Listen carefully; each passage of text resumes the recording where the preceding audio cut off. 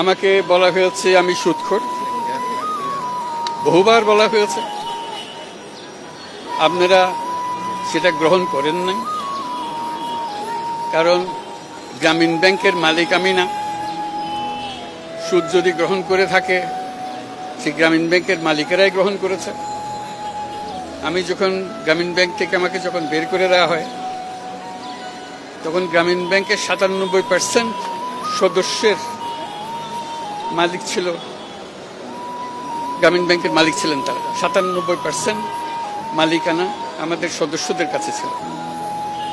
সুদ যদি গ্রহণ করে থাকেন, তারাই গ্রহণ করেছেন।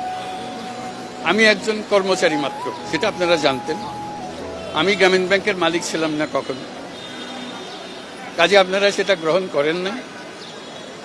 আমাকে বলা হয়েছে আমি গরিবের রক্তচোষা, সেটাও আপনারা গ্রহণ করেন নাই। রক্ত চুষতে হলে যেটা করতে হয়, সেরকম কাজ আমি করি নাই, আপনারা দেখেছেন। আমি ১ কোটি গরিব মানুষকে একটা ব্যাংকের মালিক বানিয়েছি। চুষবো কোথার থেকে? তাদেরকে মালিকানা দিয়েছি, আর কেউ তো দেন এই পর্যন্ত। এটা তো সত্য ঘটনা, এখনো আছে তারা মালিক।